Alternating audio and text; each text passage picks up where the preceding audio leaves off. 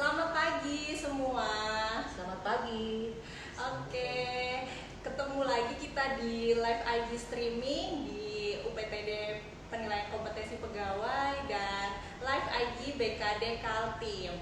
Oke, baik. Oke, ini sudah jam 9, jadi kita langsung aja mulai ya. Saya perkenalkan diri terlebih dahulu. Nama saya Nina. Saya adalah asesor dari pemerintah Provinsi Kalimantan Timur. Di sini sebagai narasumber sudah ada Ibu Jen. Siap, Mbak. Baik, Ibu. Sebelum memulai, ini saya sedikit menceritakan gitu ya, apa sih UPTD Penilaian Kompetensi Pegawai. Mungkin sanak-sanak di luar sana masih ada yang belum tahu nih, apa nih UPTD Penilaian Kompetensi Pegawai, ngapain aja sih mereka, kayak gitu kan. Oke, baik, sedikit saya ceritakan gitu ya. UPTD Penilaian Kompetensi Pegawai ini merupakan salah satu UPT dari BKD, Badan Kepegawaian Daerah, begitu. Nah, di sini itu kalau dari segi infrastruktur atau gedung sudah diresmikan dari tahun 2015. Namun di tahun 2020 baru mulai ada struktur organisasi yang mengisinya. Kalau untuk saat ini, Kepala UPTD Penilaian Kompetensi Pegawai diduduki oleh Ibu Nia, Ibu Siti Mahmudah Indah Kurniasari atau kerap disapa dengan Ibu Nia. Kemudian ada 3 kasih ya Bu ya yang mendukung gitu. Yang satunya ada Kasub TU, terus ada seksi pengujian penilaian dan kasih pengembangan instrumen. Nah, kami ini adalah asesor di UPT Penilaian Kompetensi Pegawai. Untuk jumlahnya, sekarang ini kami asesor SDM aparatur di UPTD Penilaian Kompetensi Pegawai berjumlah 6 orang. Untuk komposisinya, yang madya ada Ibu Jen. Kemudian untuk yang muda saat ini baru 1, yaitu Kakak Rum, kami kerap sapa seperti itu. Namun nanti juga akan menyusul ada Mbak Anita. Untuk yang pertama ada saya sendiri Nina, kemudian ada rekan saya Mbak Ayu dan rekan saya lagi Mbak Kiki. Kemudian selain tenaga asesor, di sini juga memiliki 2 psikolog. Ada Mbak Kiki, ada Mbak Kiki lagi. Tadi asesor ada yang namanya Kiki, ini psikolog juga ada yang namanya Kiki. Jadi ada 2 Kiki di sini, Kiki psikolog dan Kiki asesor gitu. Nah, Mbak Kiki ini sebagai psikolog ada rekannya juga tentunya, namanya Mbak Vika. Oke, kenapa kita panggil Mbak semua? Karena kami masih muda. Walaupun tua tetap berjiwa muda. Iya, bagus. Jadi bisa dibayangkan ya semangat kerjanya di UPT ini tentunya mantap. Oke, saya berikan gambaran sedikit mungkin ya Bu Jen. Karena ini kan perkenalan, mungkin teman-teman tadi masih penasaran nih. Ya, kayak apa sih kerjanya UPT ini gitu ya, ngapain aja sih UPTD Penilaian Kompetensi Pegawai. Jadi mungkin saya berikan gambaran aja nih secara singkat. Jadi ya dari judulnya saja ya, penilaian kompetensi pegawai. Jadi memang kami memberikan penilaian gitu terkait dengan kompetensi dan potensi dari pegawai Pemprov Kaltim. Iya, itu tugas wajib kami. Tapi terkadang juga ada kami memberikan fasilitasi dari kabupaten kota yang membutuhkan bantuan kami di bidang penilaian kompetensi dan potensi. Selain itu ya kami mengerjakan turunan-turunan dari kegiatan penilaian kompetensi dan potensi kayak misalnya nih feedback hasil penilaian kompetensi juga kami berikan kepada pegawai yang melakukan penilaian kompetensi dan potensi di pemerintah Provinsi Kalimantan Timur. Seperti itu. Cukup ya perkenalan ini. Jangan lama-lama nanti pertanyaannya nggak terjawab nih, gitu. Oke Bu Jen, mungkin sesuai dengan topik hari ini, yaitu memahami lebih dalam tentang penilaian kompetensi, gitu ya Bu ya. Saya langsung aja nih, ada banyak pertanyaan ya, di kemarin kita udah share di IG BKD dan juga IG-nya UPT ya Bu ya. Nah ini masuk nih beberapa banyak pertanyaan ke kami ya. Nah di sini kita akan jawab pertanyaan-pertanyaan tersebut. Semoga waktunya cukup ya Bu. Mudah-mudahan cukup. Kita upayakan. Iya, sip. Baik, yang pertama ini, oke, ada pertanyaan masuk dari IG-nya BKD.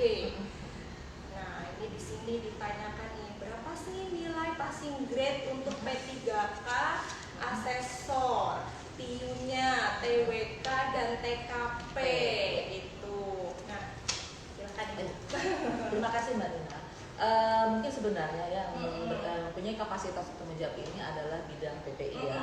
Tapi karena ini kan lagi dilaksanakan untuk seleksi P3K khusus untuk asesor, tidak ada salahnya kita membantu menjawab, tapi sesuai dengan kemampuan kami.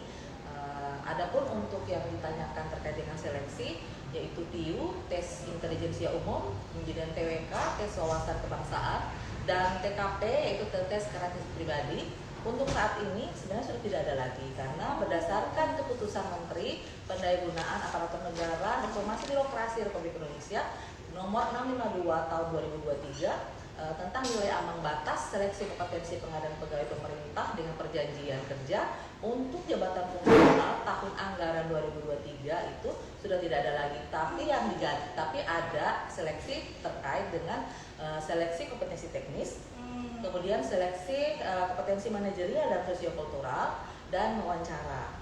Adapun untuk terkait dengan nilai ambang batas atau passing grade ya, untuk tes kompetensi teknis khusus untuk jabatan fungsional asesor itu sekitar 225 passing grade-nya. Oh, itu nilai totalnya? Enggak, khusus untuk tes kompetensi teknis. Kan ada 3, tes kompetensi teknis, tes kompetensi manajerial dan sosiokultural, kemudian ada wawancara. Jadi untuk tes kompetensi teknis itu nilai ambang batasnya 225. Kemudian tes kompetensi manajerial dan sosiokultural itu 117 dan wawancara itu 24. Jadi tidak ada lagi TIU, TWK dan TKP, diganti dengan kompetensi teknis, manajerial sosiokultural dan wawancara. Demikian. Oke, sudah cukup jelas ya sanak-sanak semua di yang nonton live streaming ini gitu. Jadi untuk sekarang tadi sesuai yang disampaikan sama Ibu Jen sudah nggak ada lagi nih TIU, TWK, TKP. Tapi nih sekarang penilaiannya dari tes kompetensi teknis, tes kompetensi manajerial dan sosiokultural dan wawancara. Okay. Kalau untuk lebih jelasnya teman-teman atau peserta yang ingin mengikuti seleksi bisa membaca keputusan Menteri Pendayagunaan Aparatur Negara Reformasi Birokrasi nomor 652 tahun 2023 tentang nilai ambang batas seleksi kompetensi P3K.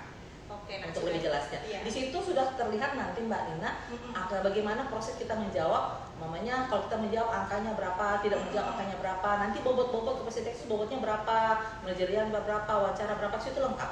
Jadi kalau kita pengen mengetahui lebih jelas di situ bisa. Tapi alangkah baiknya saya sarankan untuk rekan-rekan atau teman-teman yang ingin mengikuti seleksi dan belum jelas, lebih baik bertanya kepada bidang PPI yang membidangi proses untuk seleksi ini. Oke, iya. Berarti bisa mungkin Helpdesk kalau ya helpdesk betul teman-teman, mungkin kalau yang tadi ingin mendaftar P3K kemudian secara administrasi nih masih ada hal-hal yang ingin ditanyakan, bisa saja bertanya lewat helpdesk BKD. Ada kami memiliki website untuk menampung kekepoan sanak-sanak di luar sana ya Bu ya. Oke, baik. Selanjutnya nih Bu, ada lagi gitu pertanyaan. Non PNS apakah bisa mengikuti pengukuran tanpa instruksi dari instansinya? Bisa saya jawab Mbak Nina? Oke, silakan Ibu. Untuk saat ini memang kami belum memfasilitasi terkait dengan permintaan secara pribadi, maksudnya ini ya, mau baik PNS maupun non PNS pun untuk secara pribadi belum, tanpa ada instruksi dari pimpinan instansinya. Namun pertanyaan ini bagus, Mbak. Karena mungkin bisa kita pertimbangkan ke depannya, apalagi ke depannya kan kita akan menerapkan retribusi, Mbak, ya. Sehingga ini merupakan potensi lah untuk pemasukan bagi kas daerah. Akan kami pikirkan dan akan mempertimbangkan sebagai masukan kepada pimpinan.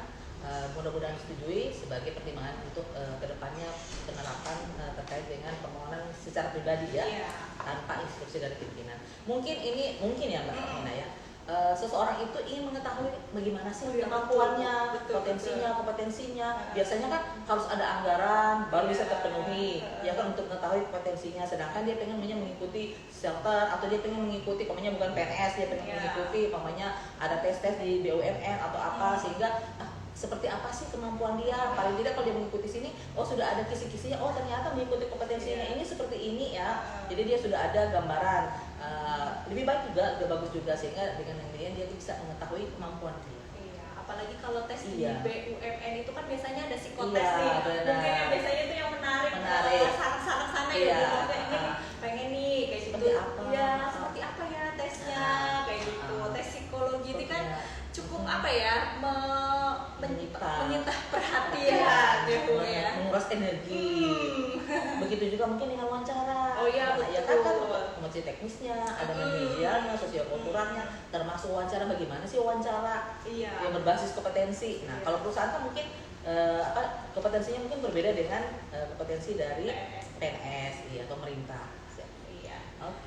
Oke ya, jadi ya kami pada dasarnya menerima saja gitu ya Bu Jen. Masukannya kita terima sebagai bahan pertimbangan kita ke depannya, mudah-mudahan dapat dipertimbangkan oleh pimpinan untuk disetujui ke depannya. Ini kan merupakan potensi pemasukan juga. Betul. Potensi pemasukan kita menangkap nih peluang.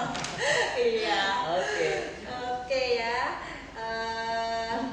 Terus ini ada lagi ya, kita langsung jawab saja. Ada pertanyaan lagi nih yang bertanya melalui IG-nya UPTD Penilaian Kompetensi Pegawai. Mungkin ini salah satu bagi teman-teman yang nonton nih, sanak-sanak yang nonton, nungguin kan ya pertanyaannya nih dibacakan, mendingan nonton deh sampai selesai. Kalau tadi IG dari DKD ya, kalau sekarang IG di UPTD. Jadi imbang. Ya imbang, kita giliran. Oke nih, kalau di IG-nya UPTD ini ada yang bertanya nih Bu. Jadi bertanya, kalau mendaftar P3K asesor, namun jabatan sebelumnya itu sebagai HRD perusahaan, apakah boleh Bu? Sebenarnya boleh saja, mau HRD itu kan sebenarnya linear, lebih cocok sebenarnya. Tapi sepanjang yang bersangkutan memenuhi persyaratan yang disampaikan melalui regulasi, yang disampaikan melalui pengumuman. Persyaratan ini harus dipenuhi, di antaranya kemungkinan ini kan adalah rekomendasi atau persetujuan dari pimpinan atau instansinya.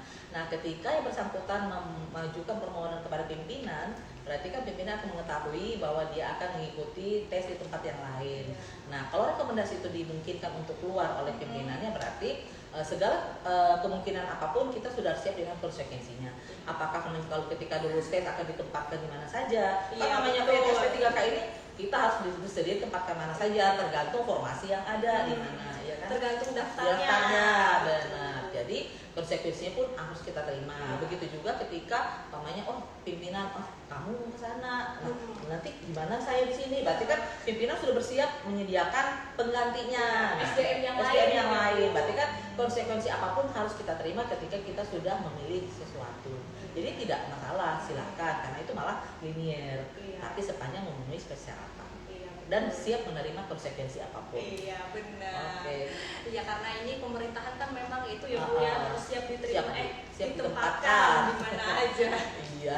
Mungkin ini kalau dari HRD, saya sebagai lulusan psikologi mungkin memang banyak sih teman-teman saya yang di perusahaan di bidang HRD.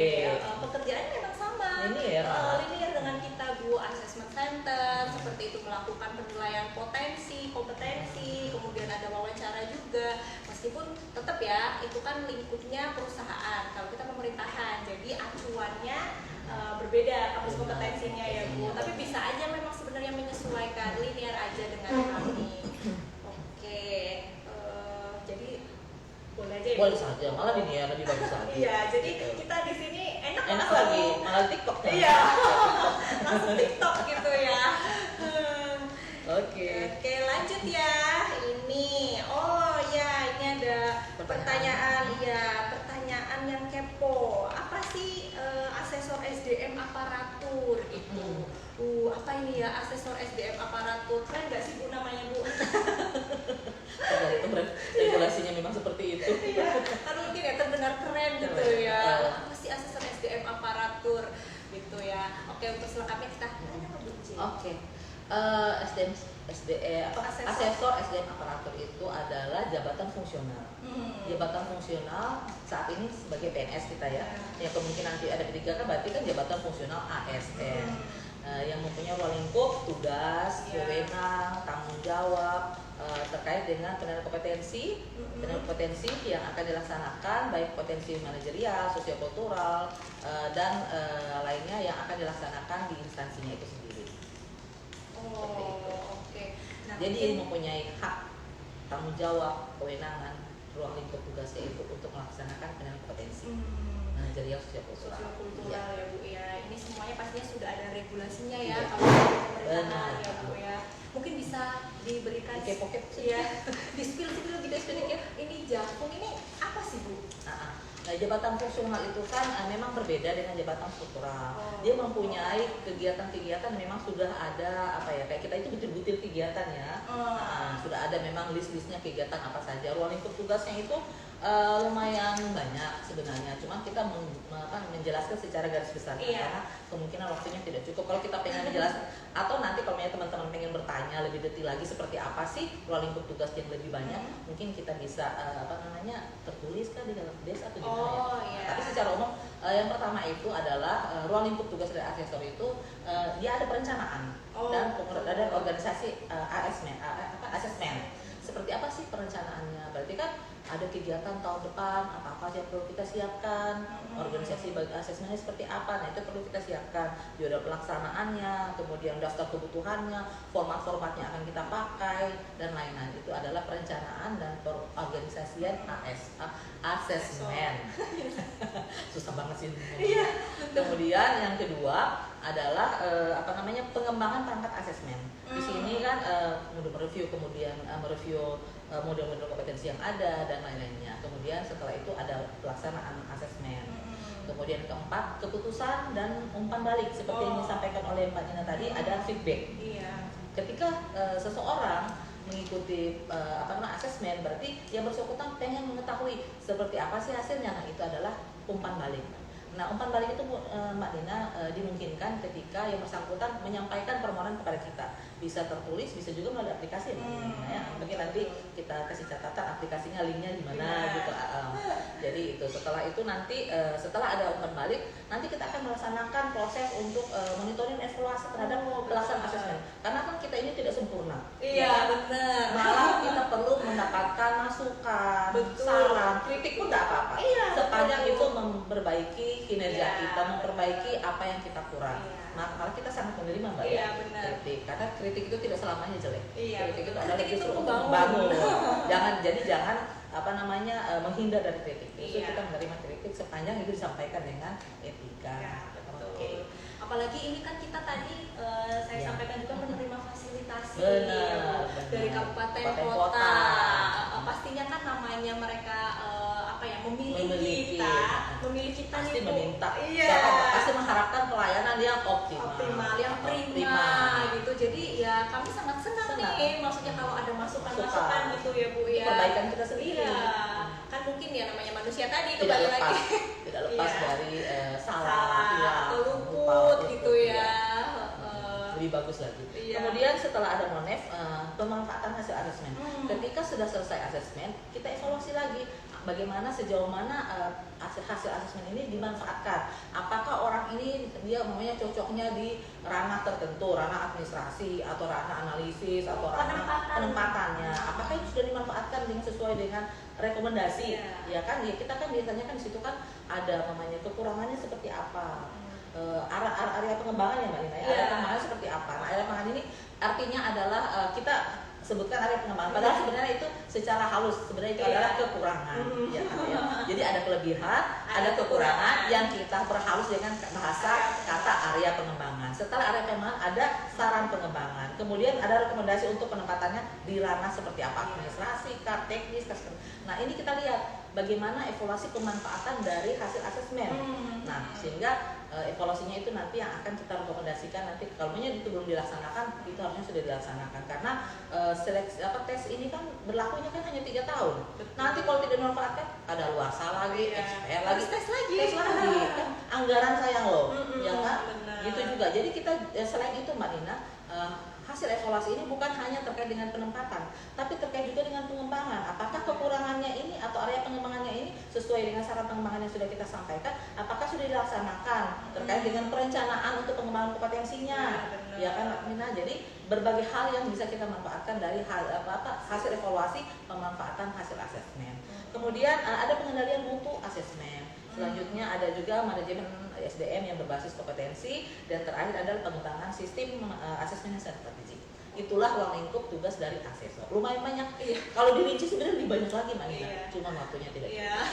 Kalau mau bertanya lebih detail bisa. Bisa, ini kami spill secara garis besar aja ya sanak-sanak. Jadi kalau misalnya ada pertanyaan yang lebih detail kayak gitu, balik lagi nih saya ingatkan kembali untuk bisa bertanya di helpdesk-nya BKD gitu. Oh ya Bu Jen, sebenarnya ya ketika Ibu Jen ini menjelaskan tadi ruang lingkupnya asesor itu karena saya psikologi gitu ya Bu ya. Karena tuh mungkin untuk lulusan psikologi di luar sana, iya Bu. Tapi yang bukan kadang iya memang kan yang dibuka ini kan tidak hanya psikologi ya Bu ya. Berbagai macam latar belakang pendidikan. Iya benar. Jadi tidak usah takut, mungkin kalau yang psikologi poin plusnya nih ya yang bisa saya sampaikan karena saya juga lulusan psikologi ya Bu ya. Ya memang sih linear ini dengan pelajaran-pelajaran mungkin yang sebelumnya kita sudah rasakan di bangku kuliah ya. Apalagi kalau ambil di PIO, psikologi industri organisasi, itu mantap memang. Ada materi tersendiri kami Bu terkait dengan assessment center, terus ada analisa jabatan juga. Nah mirip-mirip sebenarnya tadi sama yang Ibu Jen sudah paparkan, ruang lingkupnya asesmen ini. Tapi ini tidak juga menutup kemungkinan ya untuk yang latar belakang pendidikannya lain. Gak usah jauh-jauh Mbak, saya sendiri bukan dari psikolog. Iya benar. Saya baru impasi kan baru 2 tahun lalu atau 3 tahun lalu kan, tapi kan memang kita harus perlu karena ini bukan ruang lingkup tugas latar belakang pendidikan kita belum tentu linear, tapi jangan cepat berputus asa karena itu tergantung dari motivasi kita untuk mempercepat lebih maju. Akselerasinya seperti apa untuk belajar? Yang penting itu percepatan untuk kita bisa menguasai apapun. Nah itu motivasi harus cepat karena ini dalam proses berlari. Kita tidak lagi dalam proses berjalan. Jadi ketika kita masuk ke dunia ini, jadi kita tidak bisa setengah-setengah atau berjalan pelan-pelan, nggak bisa. Kita harus cepat. Harus cepat. Karena kan orang kan minta dilayani. Nah, sedangkan kita baru proses belajar. Nggak bisa. Harus cepat. Harus 2 kali lipat lagi dari yang sudah ada. Namanya dari psikolog kan mereka sudah di rule-nya nih. Ya, karena kita baru masuk, harus cepat. Cepat menyesuaikan. Karena kita melayani orang. Kan orang pengen kesini karena mengharapkan mempunyai pelayanan yang lebih baik, paripurna. Tapi ternyata ketika salah satu dari kita asesor kemampuan kita terbatas, di sisi lain ada yang maksimal atau optimal. Nah ini kan tidak bisa. Kita harus mempunyai standar yang sama. Makanya kita harus cepat. Seperti itu. Harus cepat. Kalau menurut Ibu Jen sendiri nih Bu, ini saya memberikan clue-clue ya, terbuka untuk yang latar belakang pendidikannya bukan psikologi. Yang paling apa ya Bu? Yang paling berkesan itu ketika belajar apa sih Bu? Yang mungkin menurut Ibu lain banget nih ketika saya kuliah tuh gak kayak gini gitu. Kebetulan kan saya memang dari BKD, jadi kan pada saat seleksi terbuka ataupun ada ujian dinas atau apapun saya memang sering melakukan wawancara.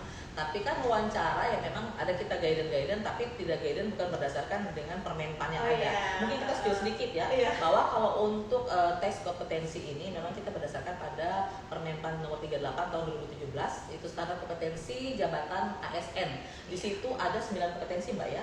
Ada integritasnya, ada kerjasamanya, ada komunikasinya, ada orientasi pada hasil, ada apalagi pelayanan publik, ada manajemen perubahan, ada pengambilan keputusan, dan untuk sosiokultural itu ada perekat bangsa. Jadi ada 9 kompetensi khusus untuk kompetensi manajerial dan sosiokultural yang mungkin di perusahaan lain berbeda ya, masing-masing berbeda. Kalau kita kan secara pemerintah itu mengacu kepada Permenpan nomor 38 tahun 2017. Iya, nah itu tadi ya mungkin perbedaannya nih antara asesor pemerintahan dengan asesor perusahaan. Oh iya, Mbak Nina, selain itu kan kalau tadi kan terkait dengan kompetensi. Iya. Nah untuk potensi sendiri kita kan ada regulasi terbaru terkait kan ada perubahan sedikit ya dari yang dulu terkait dengan Permenpan RB nomor 3 tahun 2020 di mana aspek potensi itu dia meliputi ada kapabilitas berpikir. Kemudian ada motivasi. Psikolog ini ya. psikolog. Ini khusus untuk tes potensi. Potensi itu lebih ke psikolog. Kalau saya walaupun saya asesor, saya belum bisa masuk di ranah potensi karena latar belakang pendidikan saya bukan psikolog. Jadi memang ini khusus untuk psikolog. Jadi di situ ada kapabilitas berpikir, kemudian ada motivasi, ada sikap kerja, dan terakhir adalah karakter atau kepribadian. Dan untuk kapabilitas berpikir ini ada 3 subindikatornya, yaitu kemampuan intelektualnya, ada kemampuan berpikir secara kritis dan strategis, kemudian ada kemampuan dalam hal pemecaan masalah. Kemudian untuk sikap kerja ini bagaimana dia kemampuan untuk belajar cepat dan menggambarkan dirinya atau growth mindsetnya. Untuk karakter kepribadian itu bagaimana dia kemampuan interpersonalnya seperti apa. Oh berarti kita dinilai bagaimana dengan kesadaran dirinya sendiri. Nah kemudian emotional questionnnya seperti apa, ya kan itu terkait dengan tes kompetensi. Jadi ada kompetensi, ada potensi. Kalau tes kompetensi terkait dengan mengacu kepada Permenpan nomor 38 tahun 2017, untuk tes potensi terkait dengan mengacu kepada Permenpan nomor 3 tahun 2020. Jadi kalau teman-teman rekan-rekan pengen mempelajari bisa googling aja. Kita buka semua ya. Jadi kalau ada clue-nya. Oke. Silakan Mbak Nina, ada lagi? Jadi kalau yang saya perhatikan Ibu sebenarnya berarti banyak juga Bu ya yang dites ya Bu ya. Biasanya kalau untuk level jabatan pelaksana itu berapa lama Bu tesnya Bu? Kan ini banyak banget nih Bu, aspek potensinya, aspek kompetensinya. Saya tanya-tanya sedikit aja nih Bu, skill-skill gitu ya. Kalau pelaksana itu kan kita tergantung dari metodenya lagi. Ya kan? Kalau dia paling bawah berarti kan kita metode yang sederhana. Berarti kan dia ada berapa metodenya Bu kalau dalam banyak kan kita kalau banyak kan ada in-basket atau biasanya kalau dalam pemerintah ada disposisi tuh. Ya kan? Kalau in-basket kan bahasa kita. Tapi kalau dalam bahasa pemerintahan itu biasanya kan ada disposisi. Itu. Nah, kalau disposisi jangan yang singkat-singkat seperti biasa kita tuh, harus jelas, harus detail, sehingga bisa menggambarkan bagaimana analisa kita untuk kita sampaikan kepada staf dalam rangka melaksanakan apa yang kita arahkan. Kemudian ada juga analisis kasus, proposal writing, kemudian ada role play, ada situation, apalagi Mbak ya. LGD, LGD itu kan sebenarnya kan dia tidak ada pimpinan dalam rapat diskusi, tapi tergantung dari kesepakatan di dalam rapat seperti apa sih maunya mereka. Demikian. Nah ini sebenarnya skill sedikit. Iya, ini kalau anak-anak psikologi mungkin sudah terbiasa dengan menu-menu yang tadi itu ya. Memang kami kalau di psikologi itu ya itu ada di mata kuliah, tapi bukan berarti kecil hati untuk teman-teman yang di luar psikologi ya, karena ya saya juga punya teman di sini pun bekerja dengan asesor di sini semuanya bukan dari psikolog, bukan dari jurusan psikologi dan profesi psikolog. Ini kalau untuk komposisinya dari 6 itu berarti 3, sama ya Bu ya, kita berimbang, 3 dari luar pemerintahan, dari pemerintahan gitu ya. Kami kan dari luar psikolog lah. Dan 3-nya dari psikologi. Jadi ya saling mengisi saja sih. Karena saya kan pernah diskusi juga dengan BKM. Kedepannya ini terutama untuk kompetensi teknis. Kompetensi teknis ini justru diharapkan adalah orang-orang yang mempunyai latar belakang pendidikan sesuai dengan pekerjaannya. Ya kan? Instansi pembinanya kan? Ya kan? Namanya KPUan, berarti kan harus ada asesor atau simulasi-simulasi yang mengarah kepada pekerjaannya lebih teknis lagi. Jadi bukan berarti teknis ini lebih teknis banget enggak juga, tapi apa namanya soalnya itu semi teknis. Kayak auditor, kan tidak mungkin auditor itu kita mengarahkan lebih banyak ke manajerial, sedangkan dia di situ hanya sebagai pelaksana. Manajer itu kan dia ada untuk pengambilan keputusan, nah sedangkan dia hanya sebagai bawahan, hanya melakukan audit, catat, memberikan masukan, dia tidak ada mampunya mengambil keputusan. Paling dia hanya memberikan apa namanya alternatif yang akan diusulkan kepada pimpinannya. Keputusan apa yang akan diambil, dia hanya menyediakan alternatifnya. Kalau itu kan sebagai pelaksana. Nah kalau untuk asesmen untuk pelaksana ini seperti yang tanya sampaikan Mbak Nina, itu adalah metode sederhana. Di situ ada tes potensi tetap ada. Di semua level tetap tes potensi tetap ada, tapi dia kepada metode yang lebih sederhana. Kemudian untuk wawancara kompetensi juga dia mengambil yang sederhana, yang level 1 ya kalau kita pelaksana. Kemudian ada juga ada mungkin satu simulasi kita ambil. Kalau untuk sederhana. Kalau di level selanjutnya kan ada kompetensi ada level sedang. Sedang itu kan berarti kan wawancara kompetensi yang sudah ke sederhana, yang mungkin level 2 maksudnya. Kemudian level 3 selanjutnya. Begitu juga dengan untuk wawancara. Iya. Jadi ya itu ya tadi Bu Jen menjelaskan lebih dalam lagi nih tentang lebih detail ya Bu ya. Banyak simulasi-simulasi ada metode sederhana, sedang dengan kompleks. Itu pun dari masing-masing metode ini tidak semua bisa masuk ke situ, ya kan? Kan sesuai dengan jabatan fungsional, pejabat fungsional. Makanya kalau untuk sederhana mungkin di level pertama. Iya. Untuk ini yang dibuka kan untuk pertama ya Bu ya. Nanti kalau untuk level sederhana itu sederhana sedang itu sudah level mudah. Pertama masih bisa. Kemudian untuk level yang selanjutnya itu kan sudah remaja atau yang utama. Tapi bisa yang paling begitu turun satu tingkat. Iya. Kalau memang yang bawah juga bisa naik satu.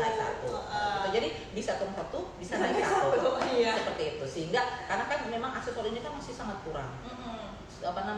Sehingga tidak mungkin kita semuanya bersesuai dengan level yang ada. Jadi dimungkinkan untuk turun satu dan bisa dimungkinkan untuk naik satu untuk memenuhi kebutuhan sehingga kita bisa melaksanakan proses asesmen. Iya, benar banget nih.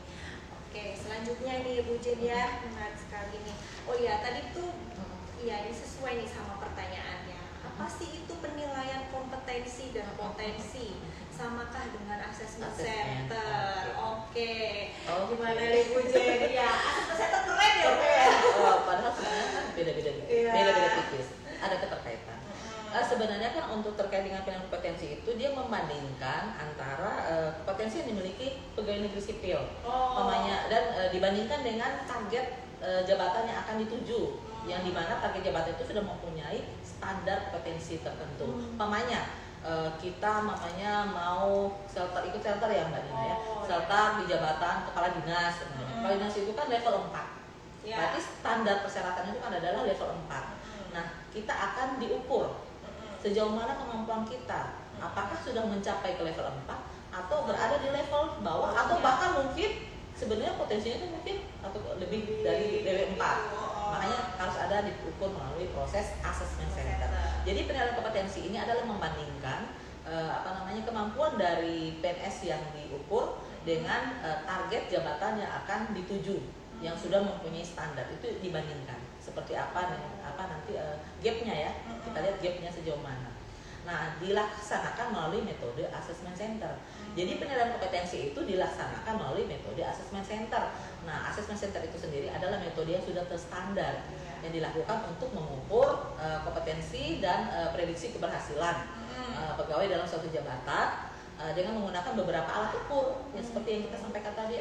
Ada tes psikolog, ya kan, potensi, kemudian ada simulasi, kan ada berbagai simulasi tadi kita sampaikan, ada OGD, ada analisis kasus, ada proposal writing, ada ini basket, disposisi, ya kan, dan ada juga wawancara yang berbasis kompetensi sesuai dengan levelnya. BTW mungkin bisa dijelaskan juga nih Bu, Ibu dari tadi ngomongin level. Kalau di pemerintahan itu level ini apa sih Bu sebenarnya? Kalau namanya gini, kalau kita level 1 itu adalah pelaksana ya. Kalau namanya di level 2 itu lebih kepada, kalau dulu kan ada pejabat eselon 4 ya. Kalau sekarang mungkin jabatan fungsional. Jabatan fungsional pertama kan udah tuh ya. Ada yang muda. kemudian nanti ada level 3. Level 3 itu administrator atau kabit-kabit atau kabak-kabak ya, itu di level 3. Nah, untuk level 4 itu adalah kepala dinas atau kepala badan atau istilahnya JPT. Nah, kemudian ada level 5. Nah, itu sudah yang level sekretaris daerah. Ya, sekretaris daerah provinsi ya, atau kementerian yang utama. Yang utama. Iya, jadi ada 5 level. Memang karena kita bicaranya memang lingkup pemerintahan, iya. Tapi ada singkatan-singkatan sebutan-sebutan yang seperti jabatan pimpinan tinggi belum umum. Belum umum. Iya, tapi nanti kalau sudah masuk nih, sudah terbiasa gitu ya kita bekerja di pemerintahan, pasti ya familiar aja ya Bu ya. Kita sih dituntut memang untuk bisa memahami itu. Kalau di swasta mungkin ya itu ada direktur gitu ya Bu ya, komisaris. Apalagi ya saya kurang tahu tapi lupa. Iya. Sudah terinternalisasinya yang di pemerintahan ya Bu ya. Oke, baik. Lanjut aja kita ya Bu ya. Ya. Oke, nih pertanyaan selanjutnya. Oke, pertanyaan ya selanjutnya. Dari pihak lain nih. Iya, kalau dari kan dari IG UPT, IG BKD. Nah, ini ada pertanyaan dari rekan-rekan lain. Mungkin ya bagi calon-calon P3K yang baru ingin mendaftar gitu ya Bu ya. Kira-kira benefitnya apa sih gitu ya kita mendaftar di P3K jabatan asesor SDM aparatur. Nah, pekerjaan kita nih Bu, ditanyain benefitnya apa? Oke Bu Jay, silahkan.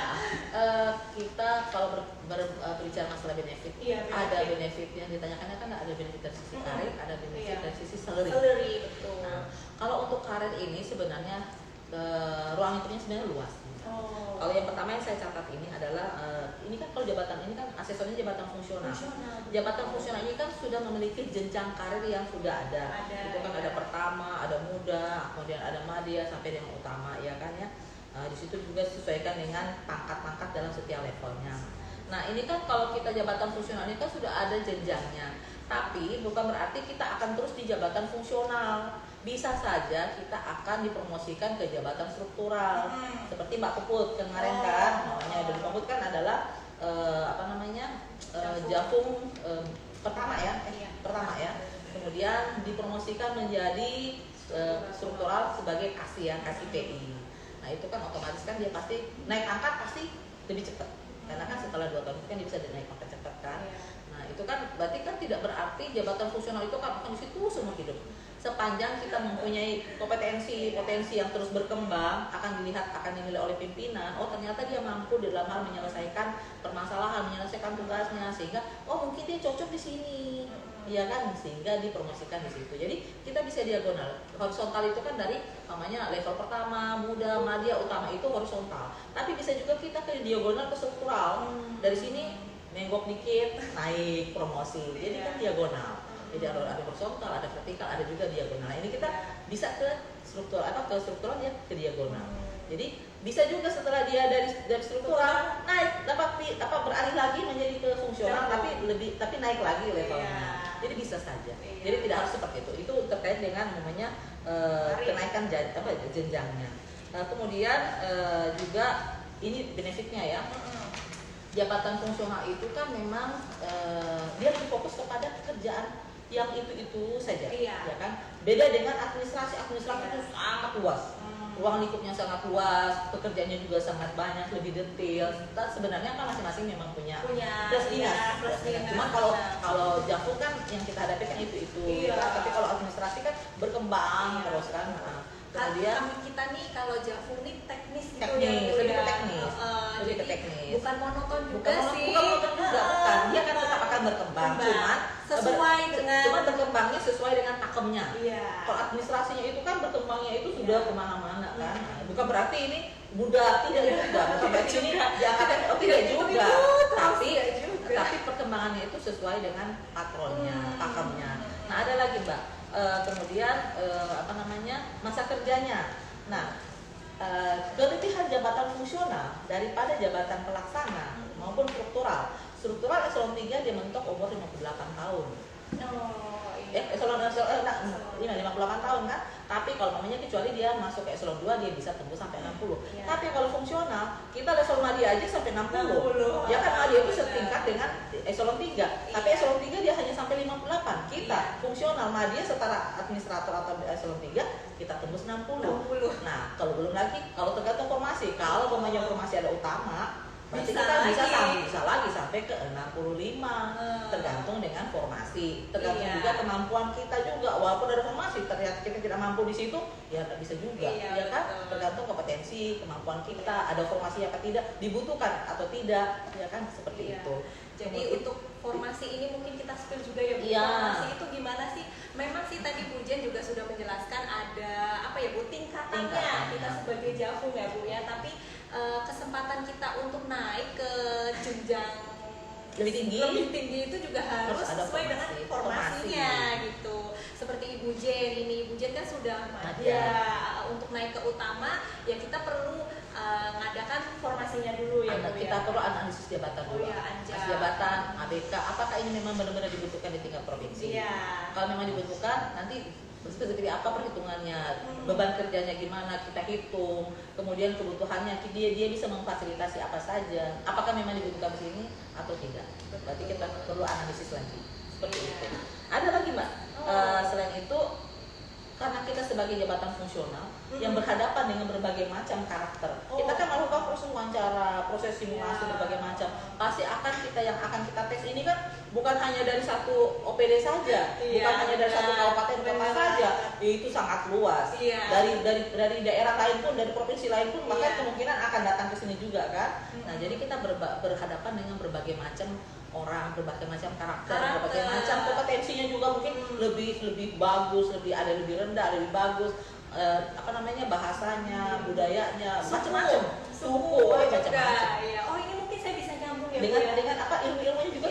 Jadi walaupun kita tidak pernah belajar di situ, tapi dengan adanya berbagai macam kita penggalian dari mereka akan sebagai bahan masukan untuk kita. Itu benar banget, mungkin saya menyampaikan testimoni ya Bu ya.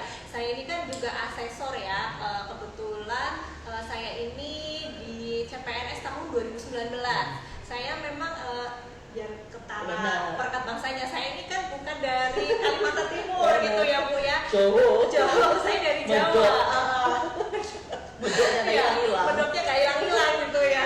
Nah, kalau selama saya menjalani tugas nih sebagai asesor itu ya benar banget ya dikatakan Bu Jen, wawasan tentang daerah Kalimantan Timur, kota-kota, karena kita sering fasilitasi itu pasti ya akhirnya saya tuh banyak tahu gitu ya. Dan memang selain memang dari mendapat informasi dari peserta terkait dengan mungkin kompetensi atau daerah-daerah itu, saya juga memang belajar ya dengan teman-teman di sini Bu Jen. Apalagi terkadang kalau yang menjadi tantangan untuk saya itu adalah dialek ya Bu. Kadang karena asesor ini kan wawancara ya, karena saya bukan dari sini, kadang dialek ini cukup menjadi tantangan nih untuk saya kayak gitu ya Bu, untuk bisa memahami. Kan kita wawancara nih, kita kan gak nyatet aja guys gitu, kita kan harus paham nih gitu, kita kan harus bertanya juga, bisa memprobing ini seperti apa jawabannya gitu ya Bu ya.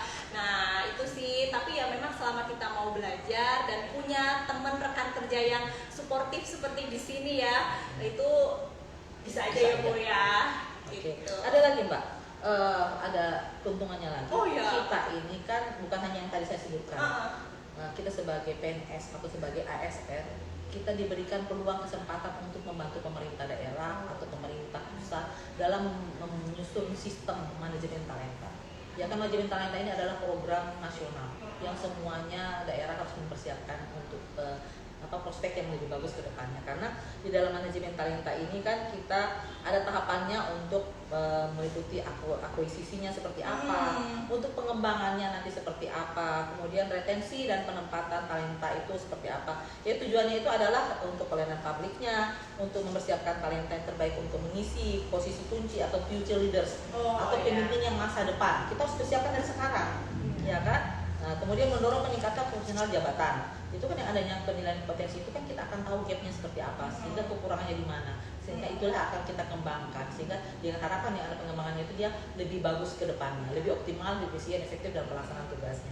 Kemudian memberikan kejelasan juga dalam kepastian untuk manajemen karirnya. Ya kan kita kan ada pemetaan 9 gap, ada 9 kompetensi, 9 box. 9 box. Dari 9 box itu kan kita akan tahu ini nanti petanya ini kemana, kotak yang mana gitu. Nanti arah pengembangannya seperti apa. Berarti kan ada kejelasan dan kepastian karirnya. Ya kan, ketika dia akan meningkat, berarti kan nanti gimana ke depannya, ada jelas kan di situ. Kemudian mewujudkan rencana suksesi juga. Jadi kan ada apa ya, kita seperti ada regenerasi. Kemudian ada terencana seperti apa nanti pola karirnya kita sudah merencanakan dan menyelaraskan ASN yang tepat dengan jabatan yang tepat. Jadi ada dengan kompetensinya seperti ini, potensinya seperti ini, berarti dia cocoknya di ranah jabatan yang mana, dia cocoknya di perangkat daerah yang mana. Itu mungkin yang pemetaan kita.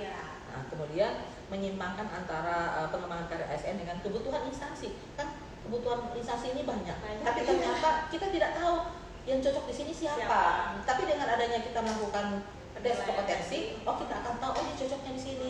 Orang sana juga, iya kamu butuh ini, cocok aja. Nah, dengan adanya seperti itu kan kita akan tahu. Nah, kemudian untuk dari sisi benefit salary. Tadi kan karir ya. Iya, ini kan tadi ini karir, ini salary. Mungkin yang banyak ini salary ini memang agak sensitif ya Bu.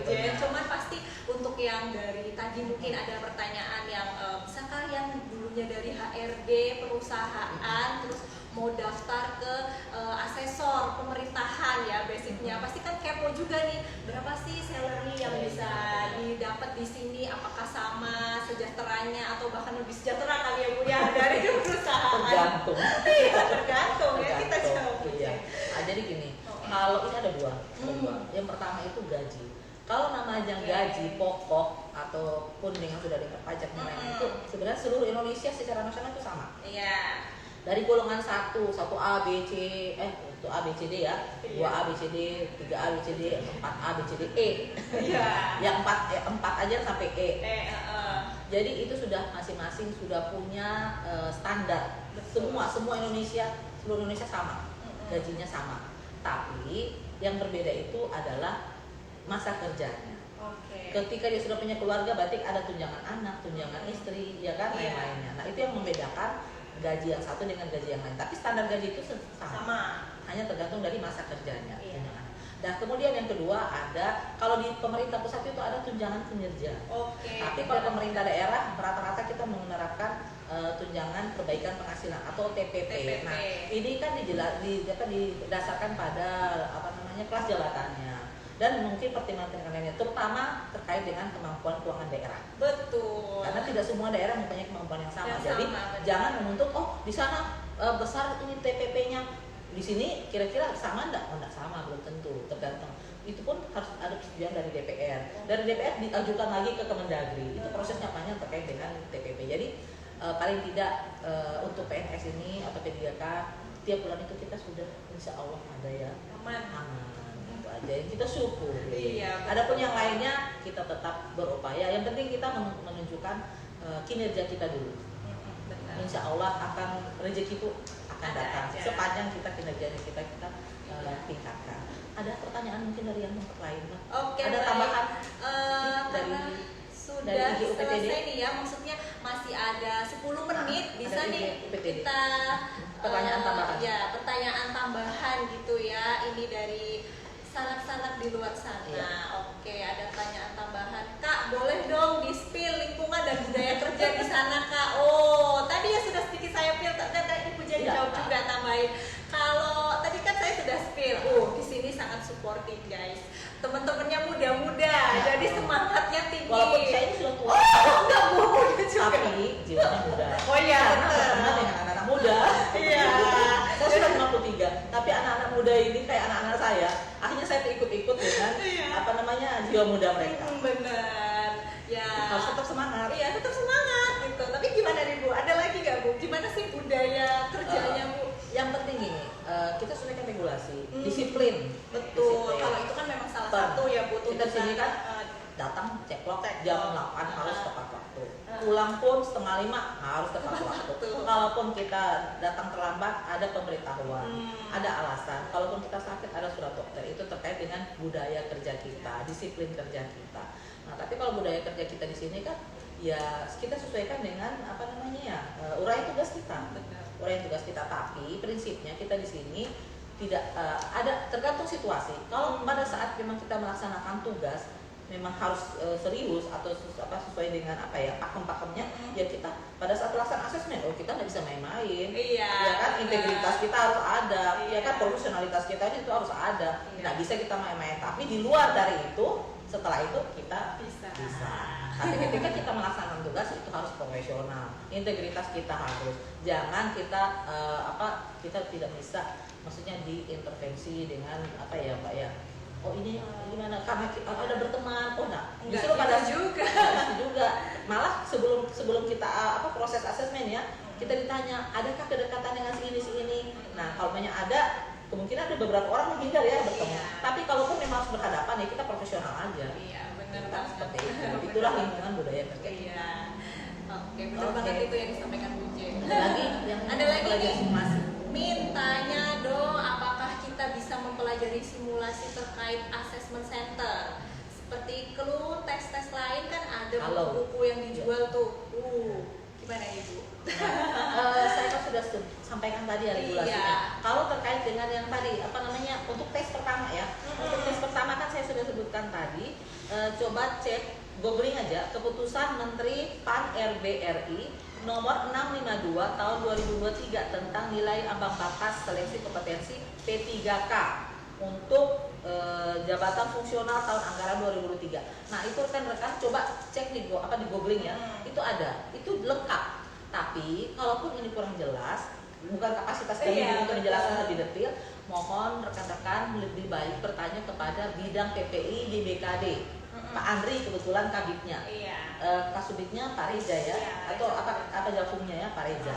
Lebih bagus bertanya supaya tidak salah. Benar. Takutnya kalau Takutnya kita kalau kita menjawab, karena kebutuhan kapasitas kami cuma Iya. namanya kita ini BKD kan tidak ada salahnya juga kita Benar. memberikan penjelasan setahu kita, semampu kita, tapi untuk lebih detailnya lebih bagus ke bidang PPI.